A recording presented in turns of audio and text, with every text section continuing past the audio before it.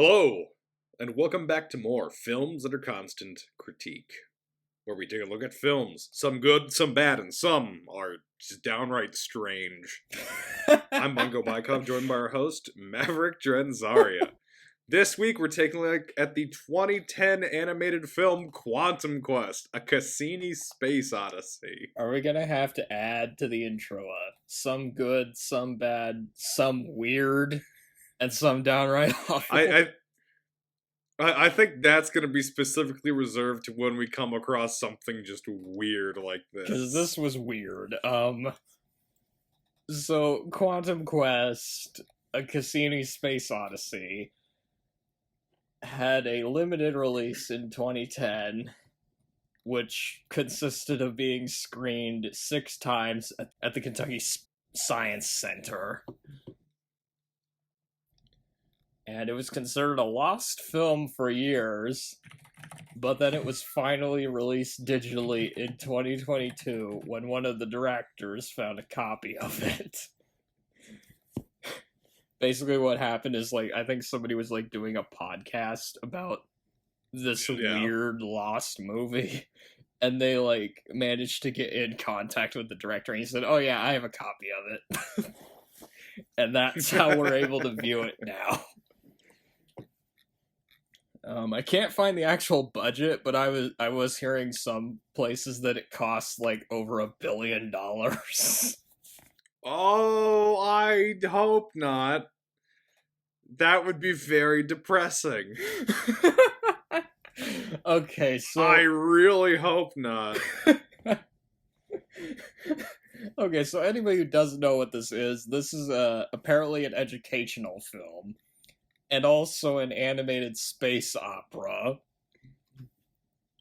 It was produced by NASA and funded by the Taiwanese... Is that...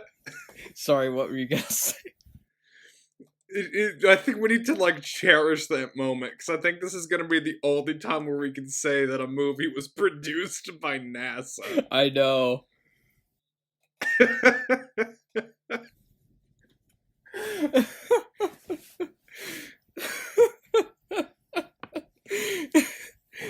Which anybody who doesn't know what NASA is, I mean, they put people on the fucking moon, for Christ's sake, including Neil Armstrong, who's in the movie.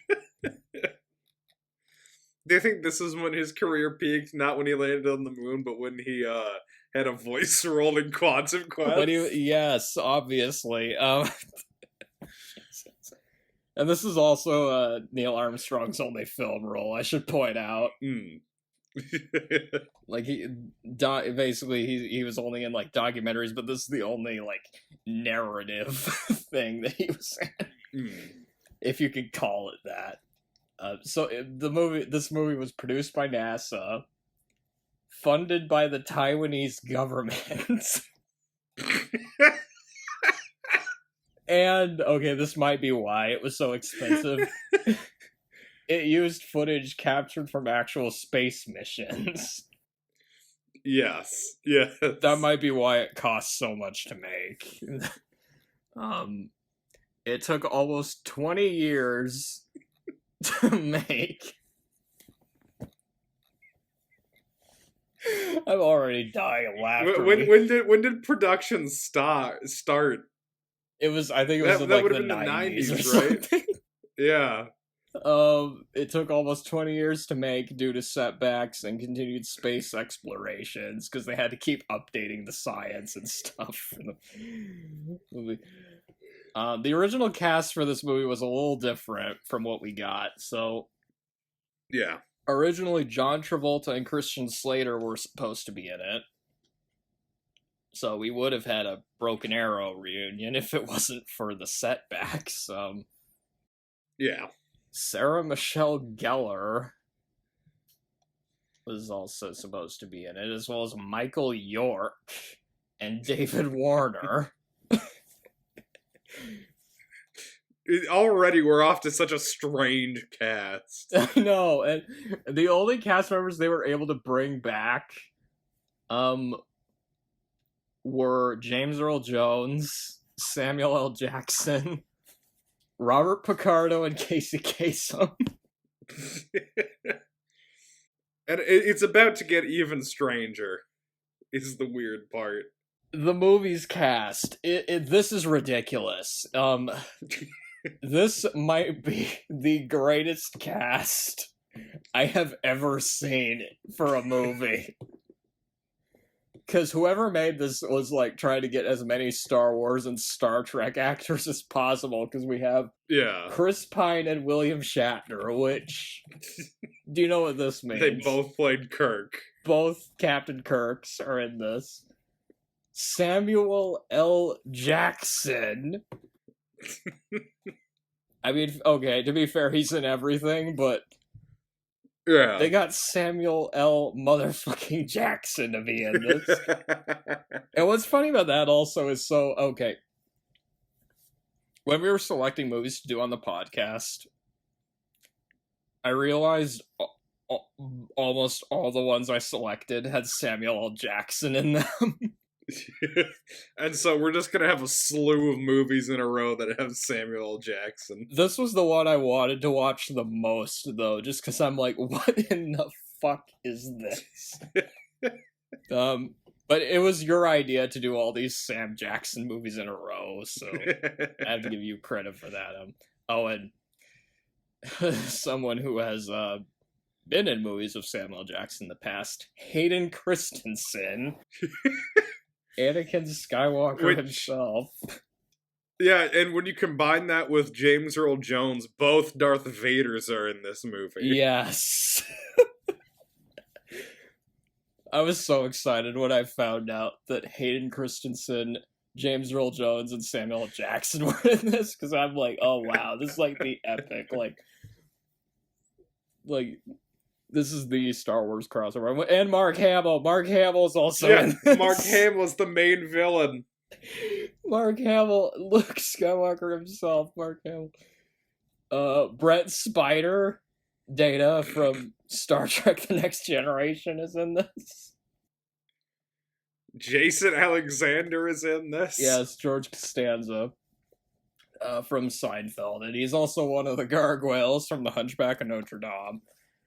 Which his character in this reminds me more of that character than George Costanza. Tom Kenny, who you might know as SpongeBob. He's in this. Like I mentioned earlier, Neil Armstrong. Which I'd like to clarify. Yes, that Neil Armstrong. The one who landed on the moon. Yes. Did you also get Buzz Aldrin to be in this? Casey Kasem.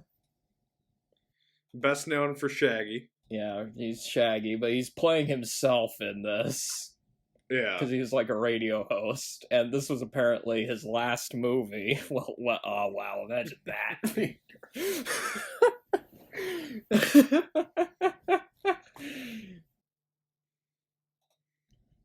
Doug Jones is a returning cast member because he played Thin Clown in Batman Returns.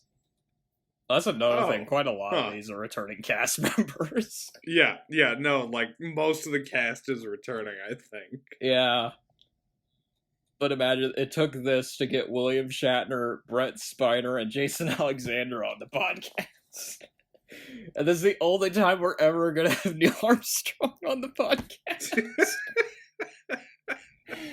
Oh my god. It's one small step for man, one giant leap for mankind. Like, this cast, this is like, they literally just got almost everybody they could. Like, I think the only person we're missing here is, like, Patrick Stewart or Christopher Lee. And then, like, Ewan McGregor. Yeah, Ewan McGregor, yeah. Basically, if this thing is bad, it's the biggest waste of talent on this podcast by far. I feel like that's the entire podcast, is just who's in this. Like, Okay, I need to get through a few other things. The sound was recorded at Skywalker Sound, I should point out. That doesn't surprise me. Because again, Star Wars. It was directed by Harry Doc Clore, which... What else has he done? He has a PhD in physics and chemistry. Oh, huh. Is he the most overqualified director? I couldn't really find much as far as his directing credits, but he wrote some episodes of Star Trek Voyager, so there's that. The other guy that directed this is underqualified because he directed Legends of Oz, Dorothy's Return, and Everyone's Hero. Although he did do some animation on some TV shows, including He-Man and the Masters of the Universe.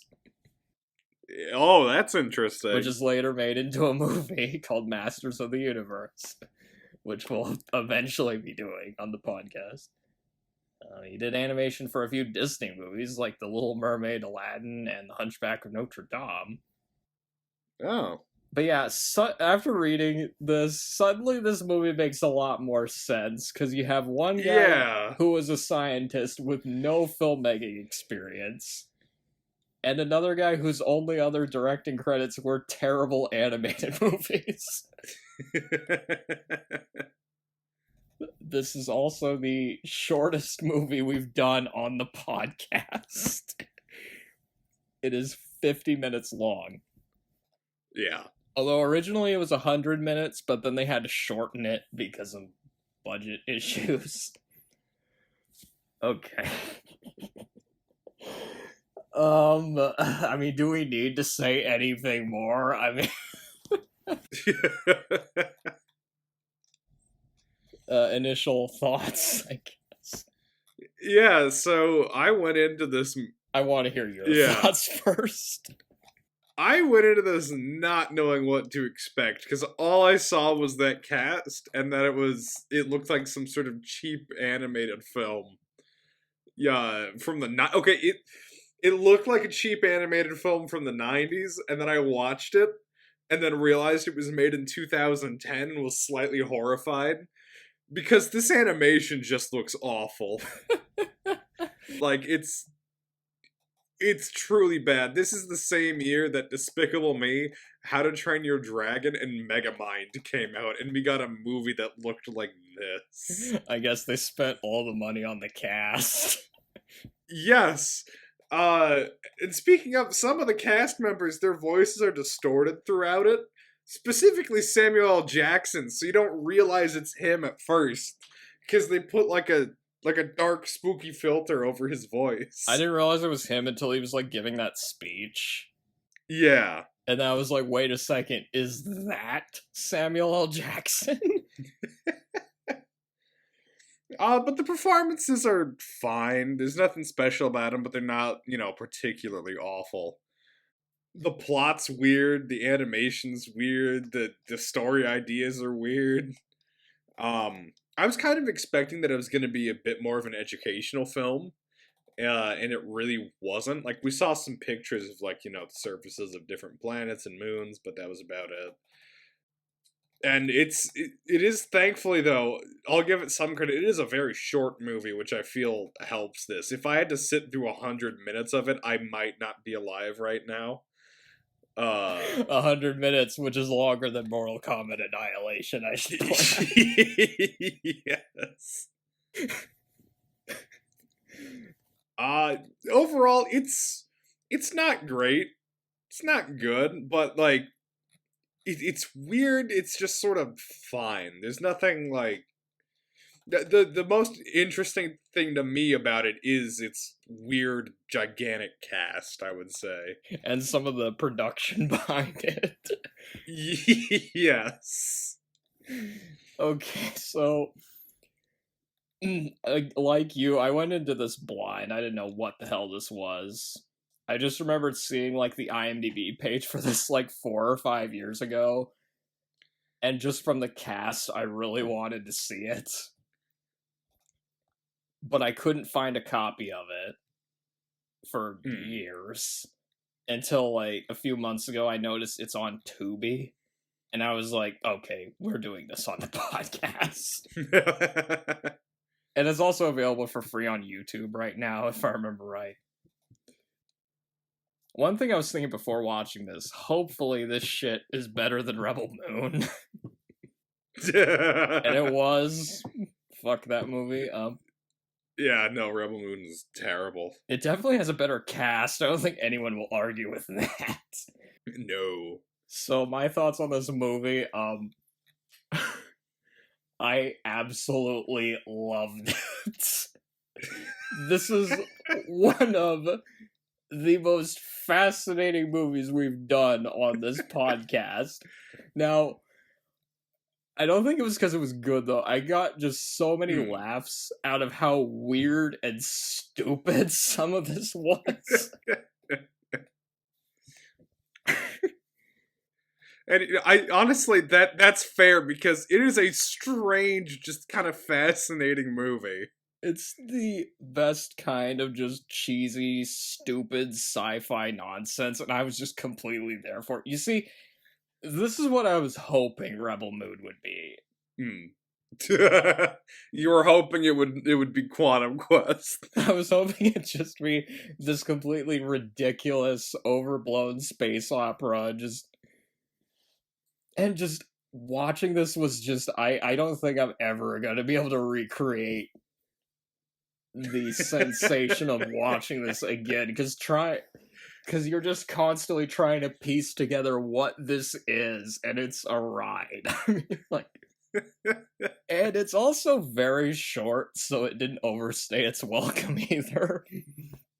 And it has a lot of good actors in it too, and it didn't sound like they were phoning it in either. Yeah, no, they did a decent job. However, it is a horrible educational video. Yeah. Because I don't feel like I learned anything from it. Like, and the animation is very inconsistent. Like, some of the space backgrounds aren't bad. Right, some of them were taken from satellites. So there's that. But, like, the character designs are terrible. Like, yeah. And there's shots that look unfinished. Like, this might be another contender for, like, least finished movie. But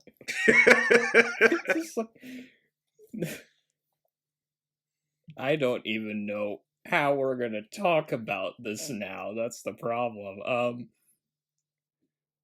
How about we start? How about you try and describe to us what the plot of the movie is? Okay, so the plot of the movie opens with, like, there's this space presentation going on at, like, a planetarium or something. The doctor there is played by Neil Armstrong, and he's giving the presentation. And there's, like, these kids there, they have, like, this video screen, they're, like, playing a video game where they have to choose between the core and the void.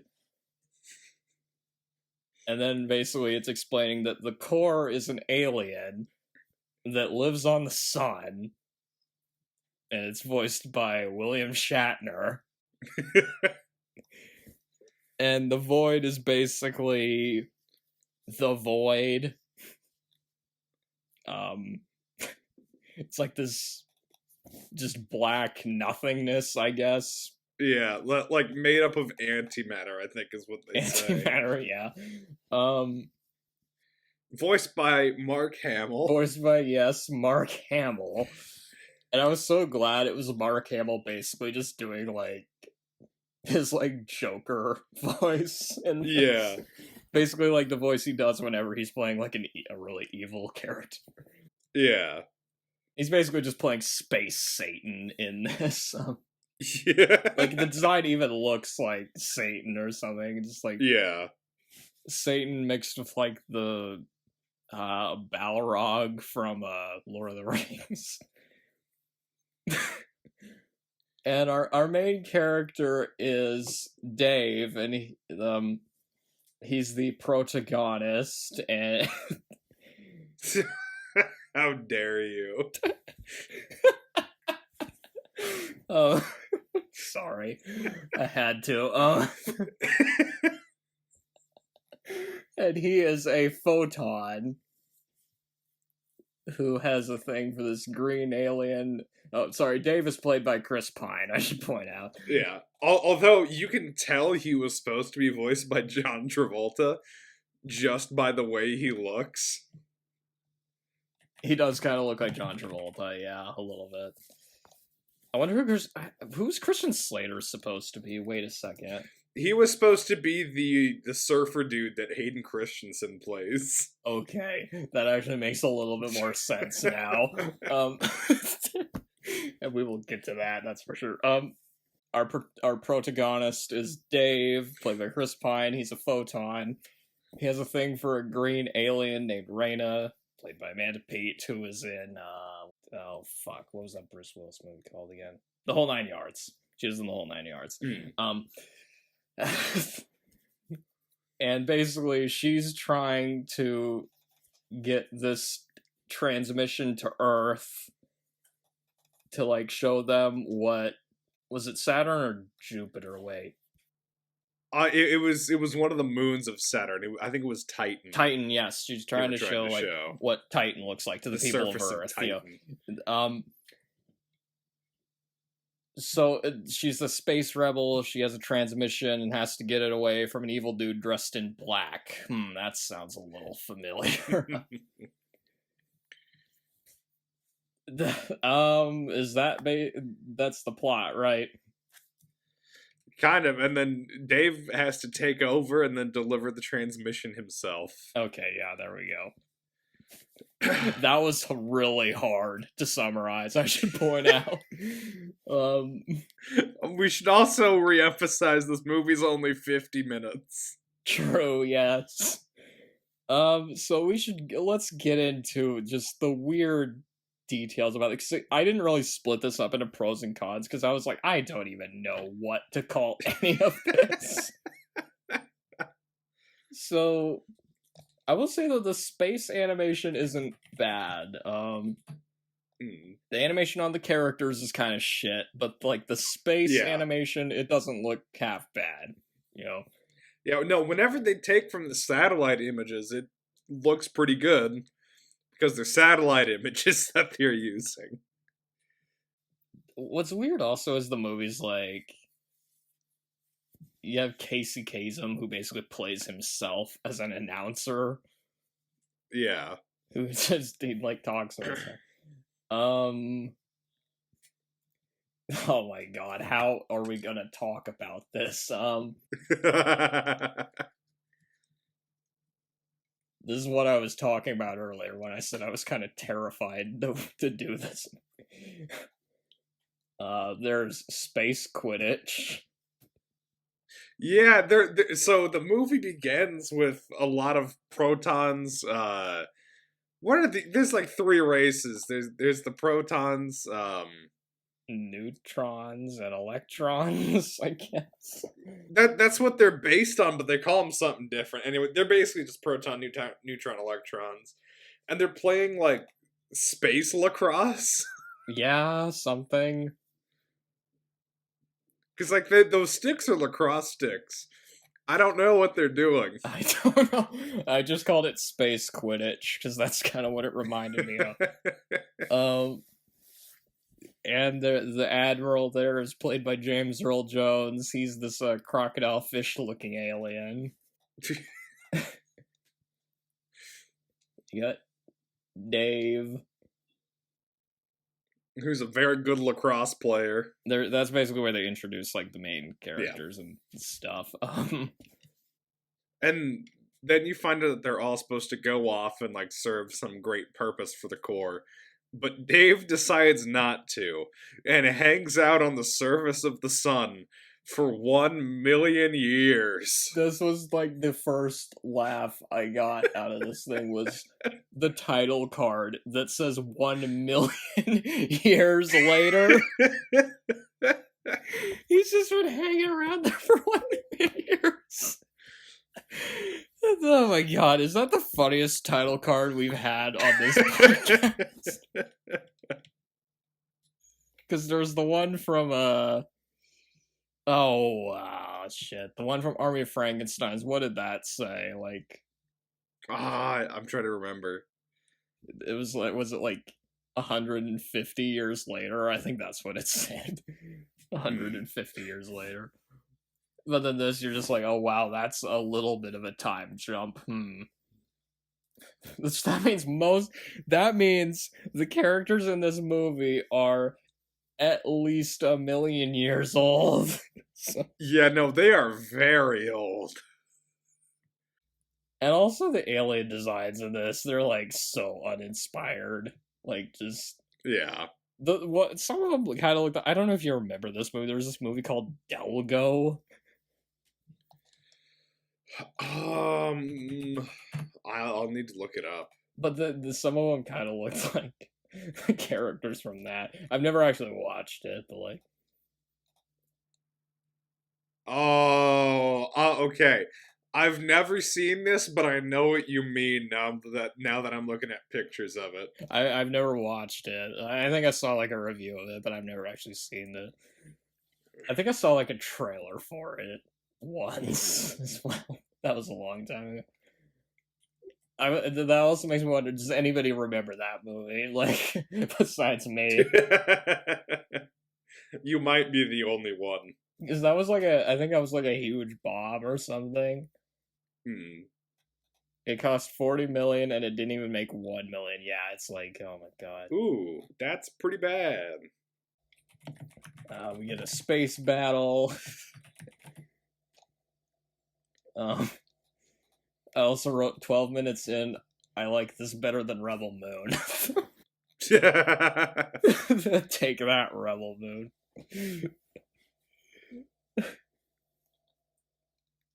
There's also, around here, we're introduced to I think part of why this is hard to talk about is just because of how generic all the characters are in this. Yeah. They're about as, like, surface level as you can get. Like, you have the incompetent henchman, named Ignorance. Do you know what their names are, by the Moronic. way? Yeah, Ignorance and Moronic. And they're played by Tom Kenny and Jason Alexander. And what they kind of reminded me of Pain and Panic from the Disney Hercules movie a little bit. Yeah, actually, yeah, they are very similar. They feel very out of place in this movie. They do. I guess they're like, hey, we gotta appeal to the kids somehow. Here's SpongeBob and George Costanza. Stop trying to give me your brains, Major Moron. I don't need them. Don't you know that ignorance is bliss? That's me, Bliss. QTXPRL. Bliss. Now take that. No, it's yours. Don't want it. I don't want your brains in me. Your glue. It's monograph. It's on me. 6 to you. And then also this is around where we meet our main villain, the Void, played by Mark Hamill. And Mark Hamill's his performance is actually really good. He's doing like a very sinister, foreboding villain voice. Yeah, it's basically, again, this is like, he's using the voice he usually uses when he plays villains and stuff, so like... Yeah. It is simple, you dolt. Do not capture her. Annihilate her with the essence of non-existence. Behold, Gelmantos, the children of the void. And like, the minute I found out he was the villain in this, I'm like, okay, this is a winner already. I mean, like, how could it not be? It's like... And he sends out these things called Gelman ghosts. Yeah. And they look like revenants from Doom almost. It's so weird. They're like these skulls with like wings or something. And I was like, wait, is this like an actual thing or something? I had to look it up. I'm like, no, they just made this shit up for the movie. And I was like, how is this educational? You're just making up like you're making up all these different like aliens and shit, and then at the same time you're trying to be educational. What? So there are these enemies in Doom called Lost Souls, and like that's just what it is. It's just a flying skull. I was gonna say they also kind of look like the Avenged Sevenfold logo, but yeah. Yeah, they're just these skulls that, like, with wings that fly around. What?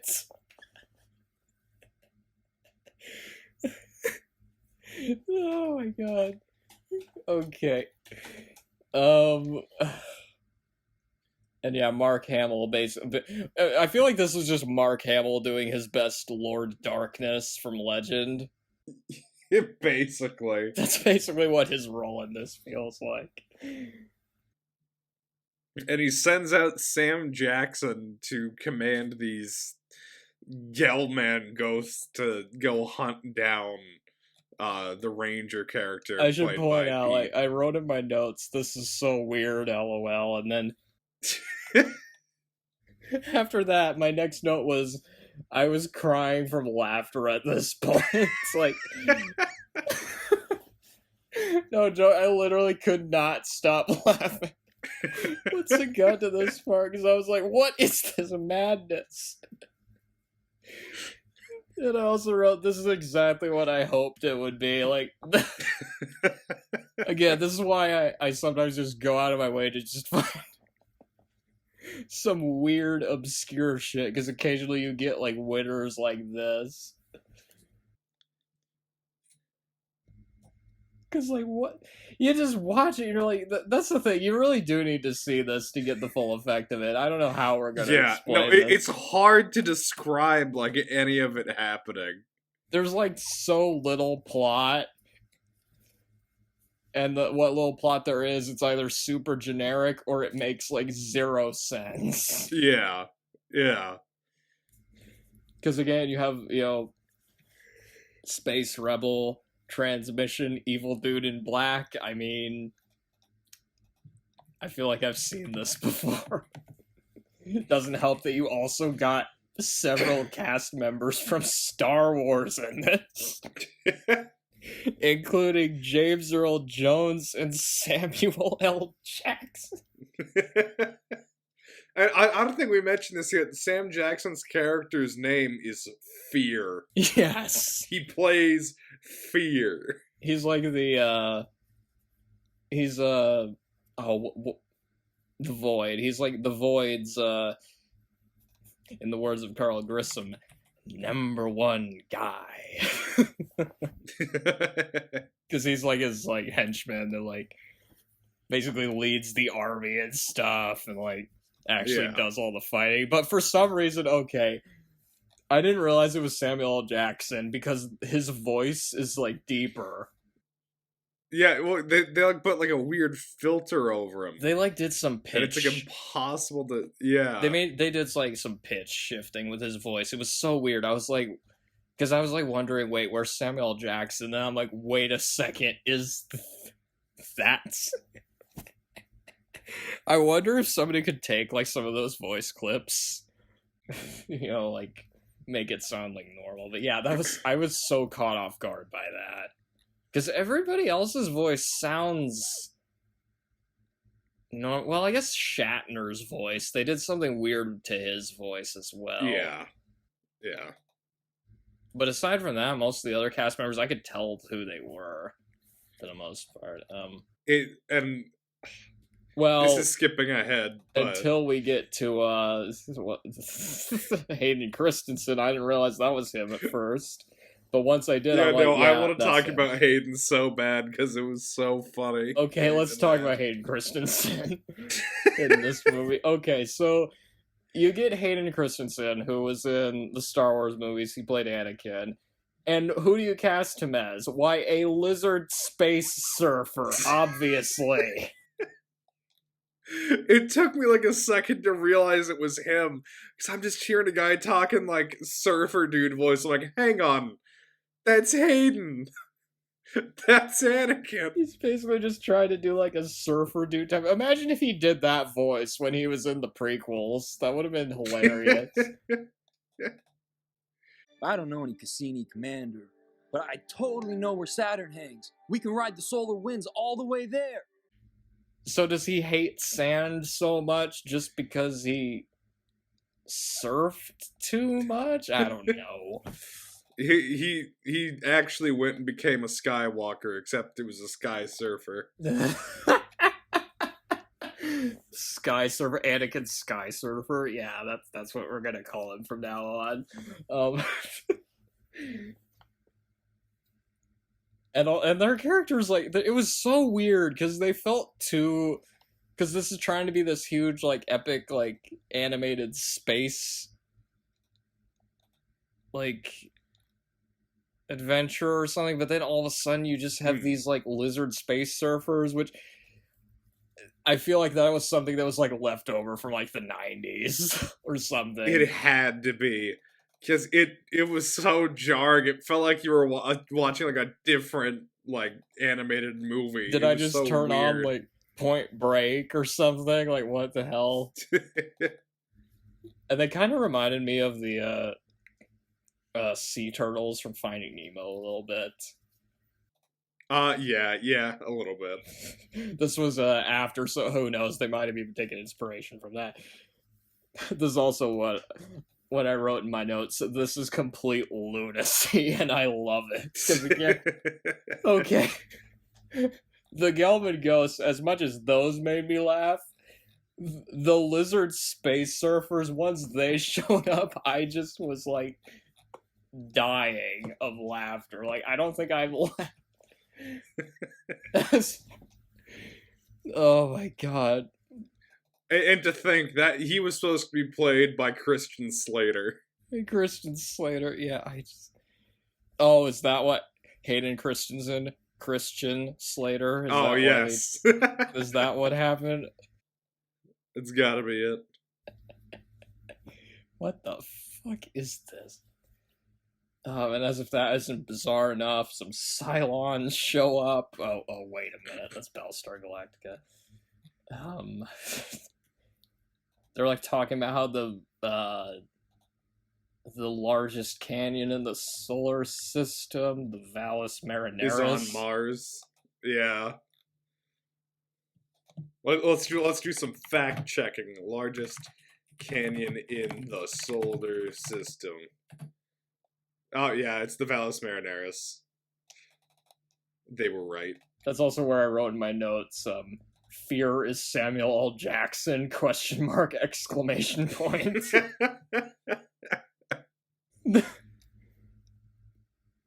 Because okay, the moment I realized it was him, he was, like, giving this speech to, like, rally the troops, and it's, like, so over the top, and, like, because you recognize Samuel L. Jackson the most when he's, like, really angry and, like, shouty, and that's when he was at his most angry and shouty, and I'm like, okay, that's obviously Samuel L. Jackson. Like, yeah. A rogue knight named Dave threatens our plan to destroy Cassini.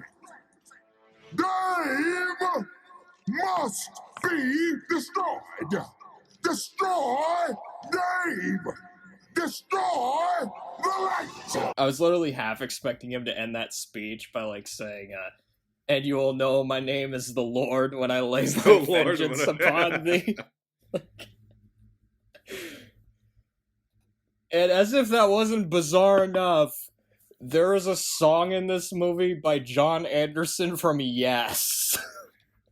Yeah, no, I was like, hang on a second, is that Yes? Because, okay, they were playing a song, I didn't know who it was at first, I was like, wait a minute, that sounds like Yes. And I was like, wait, is it Yes? Because I was, like, thinking, I knew for sure it was someone from, like, a 70s prog rock band. Yeah. And then I was, like, doing a little reading later, and I was like, holy shit, it was John Anderson from Yes! Apparently this movie's on the roundabout. I was actually listening to that earlier today. Roundabout. Yeah. Did the words make you out and out? Jesus Christ. Because it even sounded like a Yes song. It kind of sounded like Wondrous Stories or something.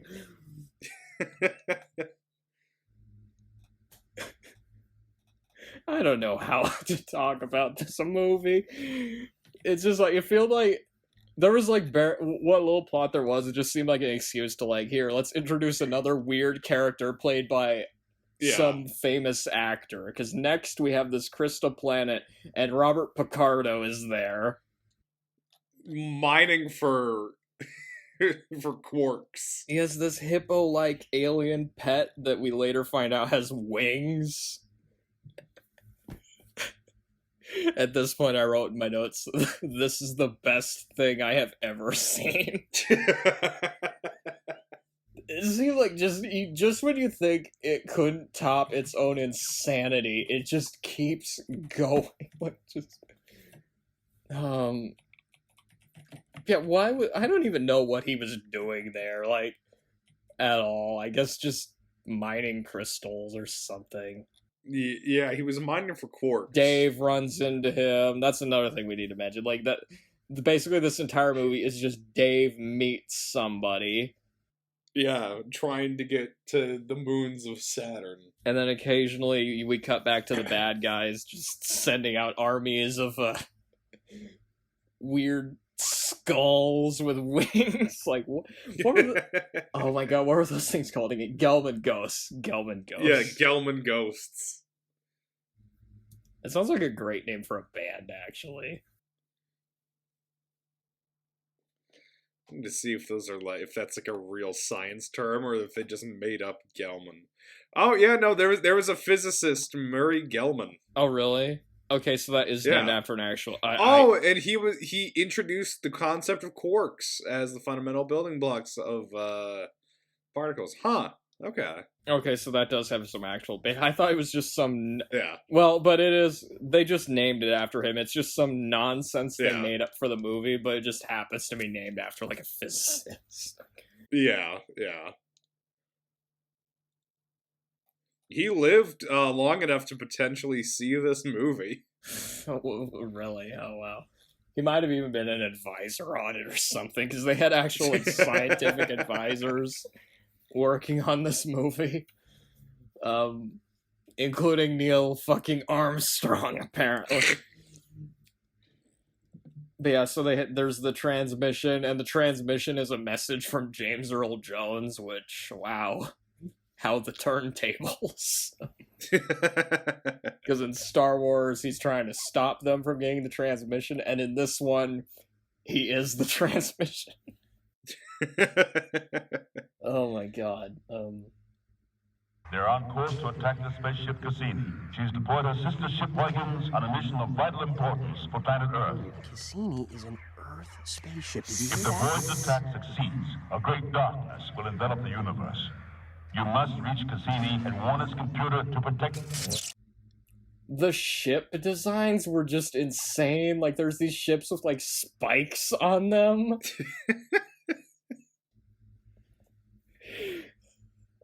I just didn't even know what to write with most of this of it, because it just seemed like they're just throwing so much shit at you, and you're just like, why? Yeah.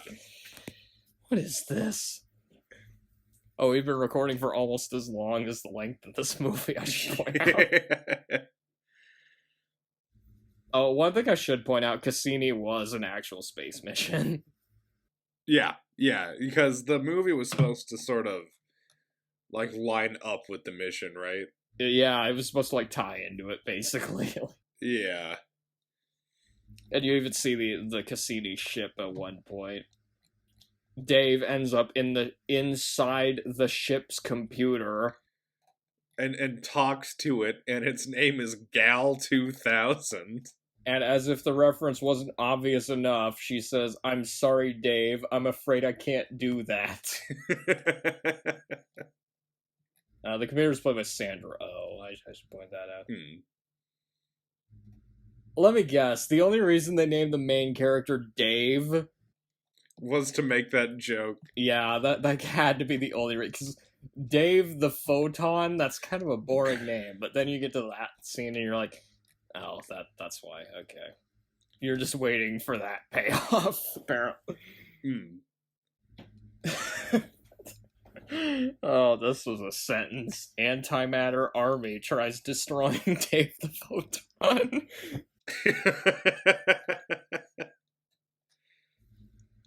There's like a big fight where it was the hippo guy and the surfers. They're just fighting Sam Jackson and his fleet, and they defeat him so easily too.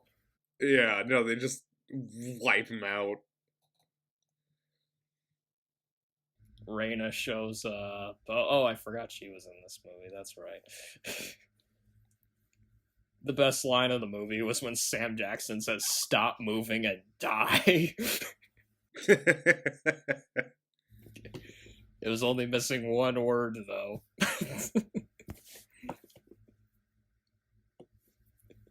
Stop moving and die, motherfucker. Motherfucker. They start a supernova? Okay, I don't know how that works, but okay. They're able to start a supernova, and... What? Because, I guess they're technically molecules, but still, I don't know. Like, this movie makes no sense. It's strange. They reveal that Dave was the commander all along and start saying, "Hail, Dave."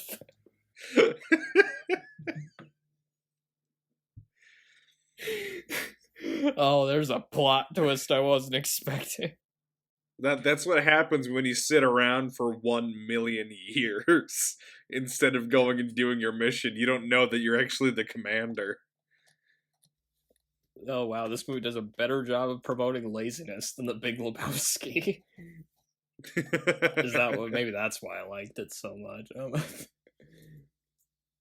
You get the voice of Casey Kasem again. He says they'll reveal if Titan has oceans. Oh, that's another thing we need to point out. Shaggy is in this movie. Yeah. Shaggy from Scooby-Doo's in this movie. Oh, zoinks. Oh, yeah, and then Neil Armstrong comes back. His character's name is Dr. Jack Morrow. Oh, that's another thing we need to point out. So this entire movie was supposed to be this big presentation. That was kind of the, what do you call that? Like the, wraparound, I guess. Yeah. Is that this entire thing was supposed to be like a presentation or something being done by Neil Armstrong. Good evening, ladies and gentlemen. I'm Jack Morrow, and on behalf of NASA and JPL, I would like to welcome you all to Caltech. In a few minutes, the Huygens lander will be breaking through the protective cloud layers of Titan's atmosphere to reveal the truth of what lies below.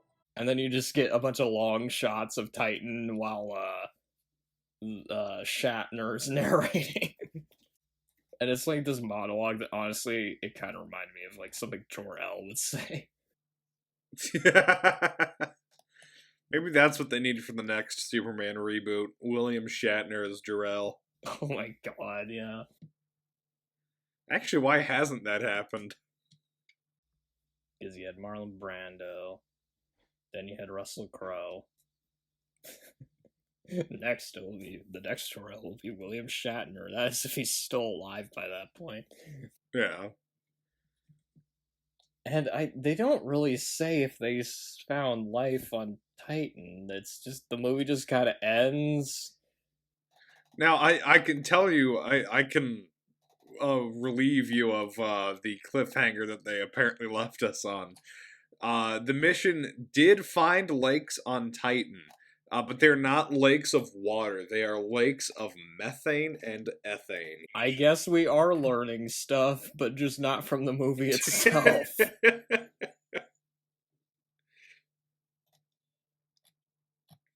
So how about it? Want to go take a swim in ethane and methane lake on a moon by Saturn? I don't know. What is ethane even made of? Gas. Okay. Yeah. They're normally a gas, but they're in liquid form. You can't really swim in that, though. It is odorless, apparently.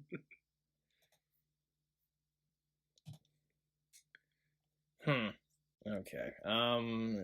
Thank you, Dr. Scientist. Okay, so so the movie ends and we hear John Anderson singing again.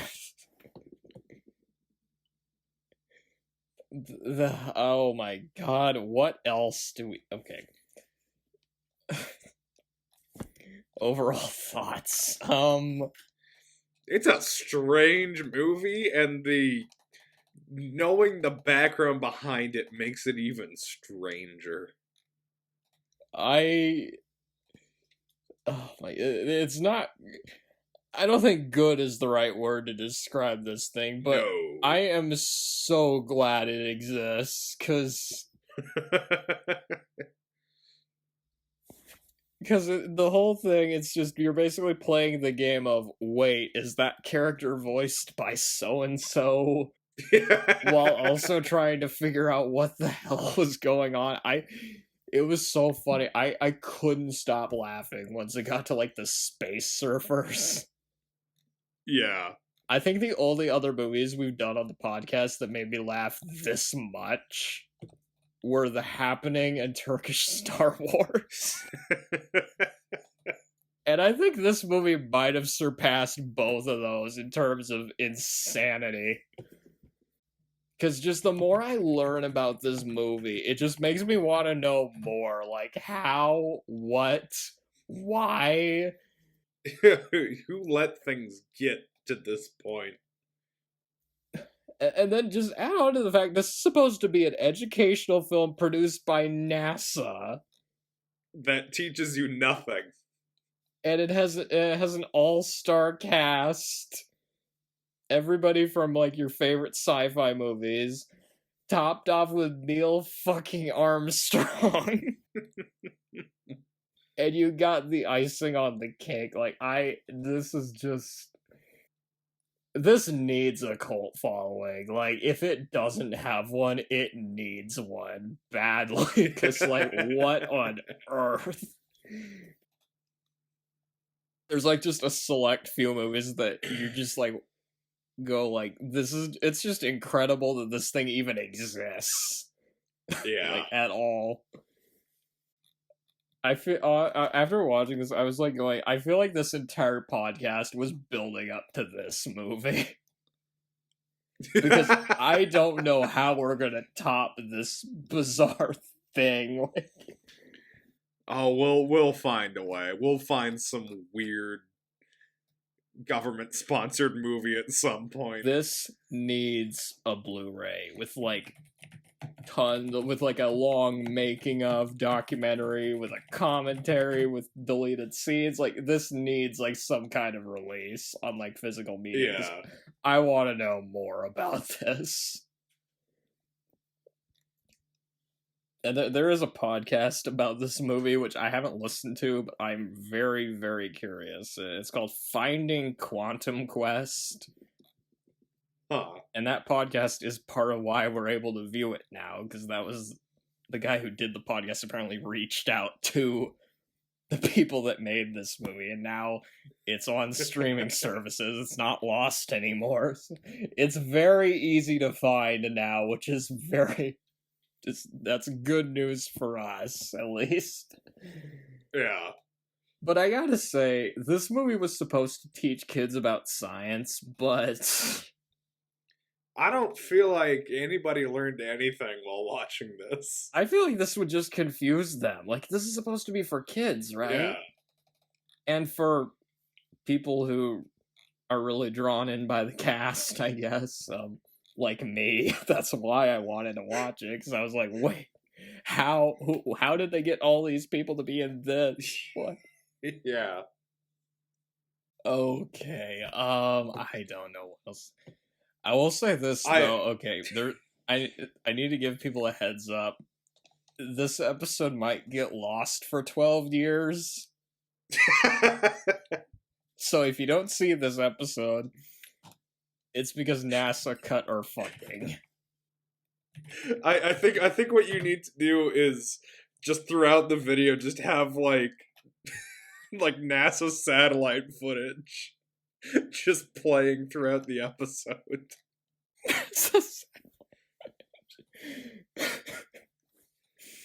Okay.